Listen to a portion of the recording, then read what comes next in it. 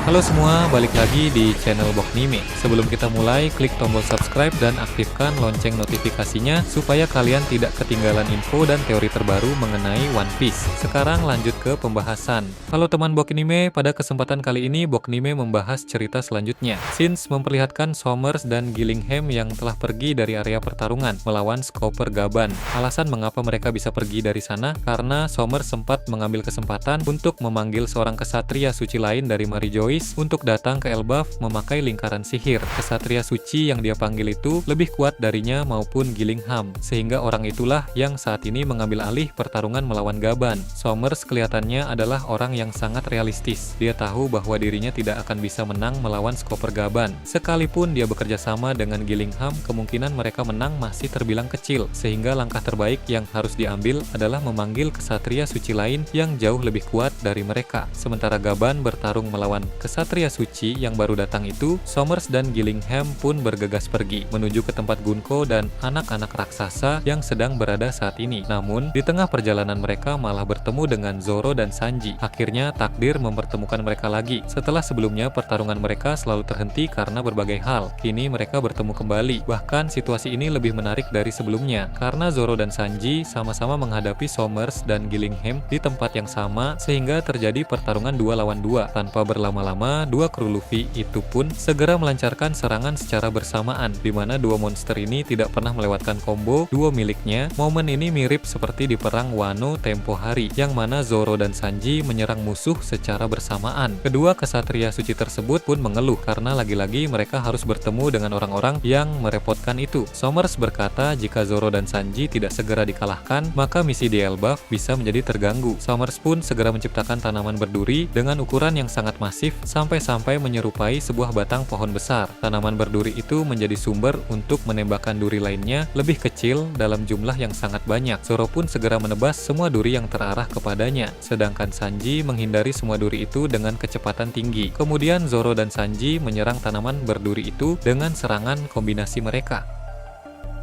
Tebasan Zoro membuat sebagian tanaman itu menjadi terbelah, lalu tendangan Sanji membuat sebagian lain dari tanaman itu hancur dan terbakar. Aksi dari mereka berdua memang terlihat keren, tapi sebenarnya tanaman duri tersebut hanyalah pengalih perhatian saja. Saat ini Gillingham telah membuat Sommers tertidur dan memanipulasi alam bawah sadarnya untuk memimpikan monster-monster yang menakutkan. Sommers pun tertawa karena mengira rencana mereka telah berhasil. Dengan adanya monster-monster baru itu, Zoro dan Sanji akan sibuk menghadapi mereka, sehingga dia dan Gillingham bisa pergi ke tempat anak-anak raksasa. Namun, apa yang terjadi? Berada di luar perkiraan dua kesatria suci tersebut, Zoro memakai teknik baru untuk melancarkan tebasan beruntun yang memadukan Hoshoku Haki dan Bushoshoku Haki, sehingga dia berhasil mengalahkan banyak monster dalam waktu singkat. Begitu pula dengan Sanji yang menggunakan teknik baru dalam mode Ifrit Jambe, di mana dia menasakan tendangan bertubi-tubi dengan dampak eksplosif yang menumbangkan banyak monster sekaligus. Sommers dan Gillingham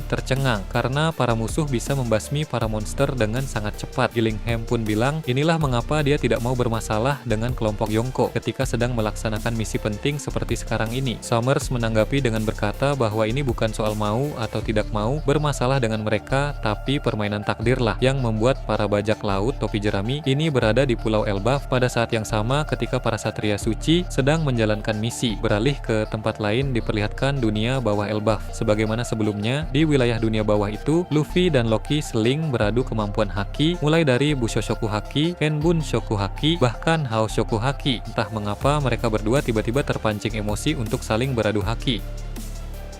Namun ini bukan pertarungan serius, melainkan hanya sekedar ingin mengetahui haki siapa yang lebih kuat di antara keduanya. Di sini kita bisa melihat baik Luffy maupun Loki sama-sama memiliki sifat kekanak-kanakan. Mereka berdua ini memang seakan tidak dapat dibedakan, yaitu sama-sama konyolnya. Namun ketika memasuki pertempuran, kesungguhan wataknya mulai terlihat mirip. Hanya saja Luffy adalah sisi positif, sedangkan Loki adalah sisi negatif. Usai beradu haki, mereka berdua sama-sama saling memuji, walau tanpa kesalahan satu sama lain. Lalu Loki berkata haki Luffy memang sangat hebat, tapi harus diakui bahwa haki milik si rambut merah masih jauh lebih kuat lagi. Dia sendiri sebenarnya malas untuk memuji Shanks karena Loki sangat membenci orang itu. Tapi kehebatan haki dari sang Yonko tersebut memang tidak bisa diragukan lagi. Ketika Loki membahas soal ini, ada panel kilas balik singkat yang memperlihatkan Shanks menggunakan Haoshoku haki kuat di hadapan Loki dalam pertarungan 6 tahun yang lalu. Luffy pun tersenyum dan berkata Shanks sebagai sosok panutannya memang luar biasa. Namun, Luffy bilang pada Loki bahwa suatu saat nanti Luffy akan melampaui Shanks. Sebab itulah janjinya kepada Shanks di masa lalu. Sementara mereka berdua berbincang, tiba-tiba mereka melihat sesuatu yang aneh. Dari kejauhan, Hajrudin dan para kru bajak laut Giant Warrior bisa melihat juga keanehan apa itu. Rupanya yang disaksikan oleh mereka adalah kapal-kapal angkatan laut yang sedang terbang menuju ke dunia matahari. Dalam pembahasan sebelumnya, terdapat scenes yang menjelaskan bahwa armada besar dari angkatan laut telah datang ke Elbaf di bawah pimpinan dari Fujitora. Akainu mengirim mereka dengan misi penting, yaitu untuk menyingkirkan bajak laut topi jerami dan melawan siapapun yang menghalangi kesatria suci. Begitu mereka tiba di pantai, Fujitora segera memakai kekuatannya dari buah iblis miliknya untuk memanipulasi gaya gravitasi sehingga kapal-kapal mereka pun melayang menuju dunia matahari. Itu adalah cara yang paling cepat untuk naik ke wilayah bagian atas. Rupanya di sini kapal-kapal yang sedang melayang itu bisa dilihat oleh Luffy dan yang lain dari tempat mereka berada saat ini. Hajrudin yang bernama Stansen pun ternyata membawa sebuah teropong, sehingga dia pun memakainya untuk melihat dengan jelas. Dari sana, dia mengetahui bahwa kapal-kapal itu adalah milik para marinir. Luffy kemudian memakai Kenbunshoku hakinya untuk mendeteksi para musuh, sehingga dia bisa merasakan bahwa admiral yang dulu pernah bertemu dengannya di kerajaan Dressrosa ikut serta di salah satu kapal tersebut. Luffy pun bilang kepada yang lain bahwa ada seorang admiral di kapal yang melayang itu. Hal tersebut membuat Hajrudin dan kawan-kawan menjadi sangat terkejut, tapi Loki tampak tidak gentar sama sekali. Loki bilang dengan kehadiran kesatria suci dan sekarang ditambah admiral angkatan laut bersama pasukan yang besar, keadaan pasti akan menjadi semakin menarik. Hajrudin pun protes dan memberitahu Loki bahwa ini sama sekali tidak menarik tapi berbahaya bagi para penduduk Elbaf. Namun Loki malah mengejek kakaknya itu dengan berkata bahwa Hajrudin terlalu penakut. Guard pun bilang tak ada waktu untuk bermain-main karena mereka semua harus segera pergi ke atas sebelum keadaan menjadi semakin kacau. Berpindah ke dunia matahari, scenes memperlihatkan pertarungan antara Gaban melawan kesatria suci yang baru datang sebagaimana tadi dibahas. Kesatria suci itu diperkenalkan berasal dari keluarga Markus sama seperti Gorosemars. Pada masa lalu dia dan Gaban sudah pernah bentrok dalam insiden God Valley. Secara kekuatan, satria suci yang satu ini termasuk dalam jajaran atas sehingga dia jauh lebih kuat dibanding Somers, Gillingham, dan Gunko. Jika dalam pertarungan Gaban melawan Somar sebelumnya terasa berat sebelah karena Gaban terlalu kuat, maka pertarungan Gaban melawan kesatria suci yang baru datang ini tidak akan berat sebelah sehingga duel yang akan berlangsung menjadi semakin seru. Sang kesatria suci itu beberapa kali melancarkan serangan memakai pedangnya yang berlapis haki. Begitu juga dengan Gaban yang menggunakan berbagai teknik dari kapaknya. Namun sementara mereka berduel, mereka bisa merasakan dengan Kenbunshoku haki bahwa ada pasukan besar yang sedang dalam perjalanan menuju ke dunia matahari. Gaban yakin bahwa itu adalah pasukan angkatan laut. Dia berkata keadaan akan menjadi semakin merepotkan dengan kedatangan semakin banyak musuh.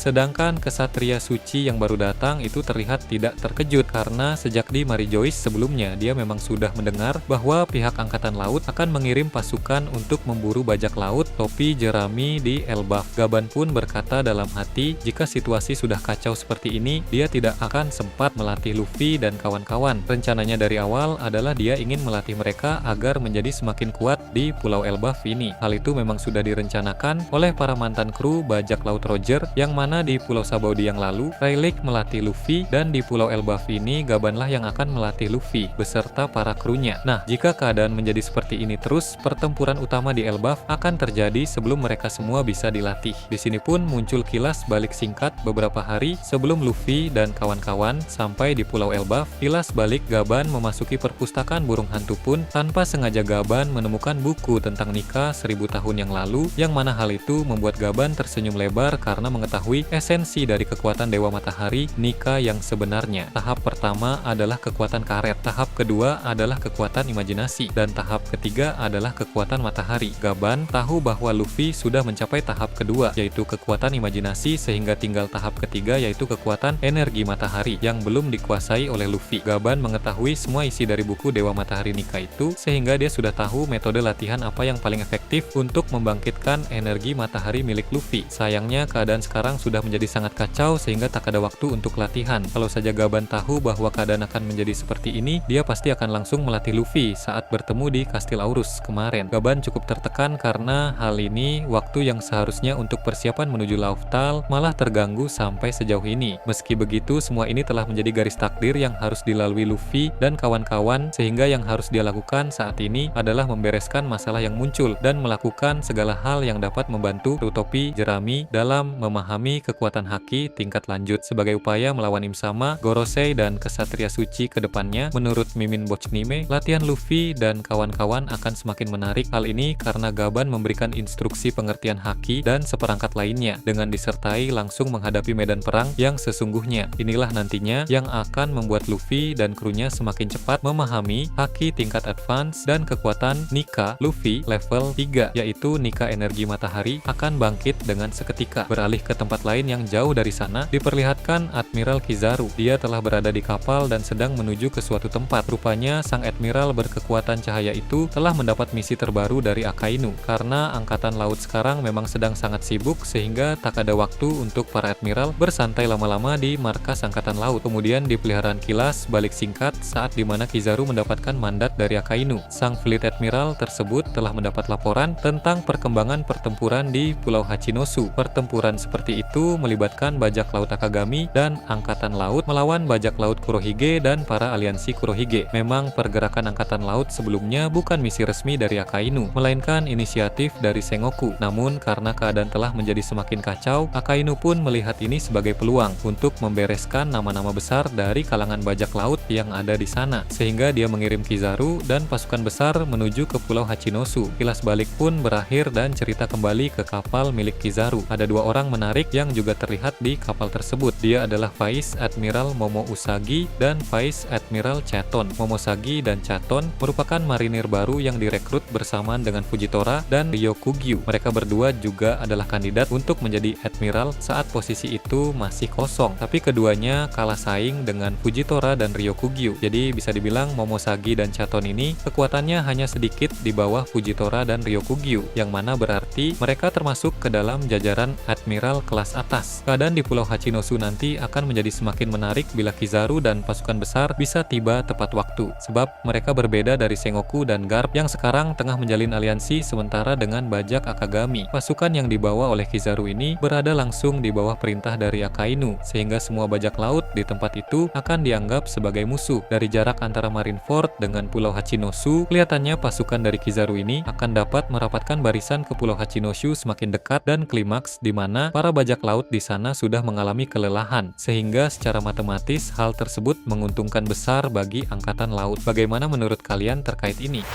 Nah, itu tadi berbagai hal menarik pada chapter 1149. Menurut kalian bagaimana? Silahkan tulis di kolom komentar di bawah. Oke, segitu saja untuk pembahasan kali ini. Jangan lupa like, share, dan subscribe untuk video menarik selanjutnya. Peaceful World.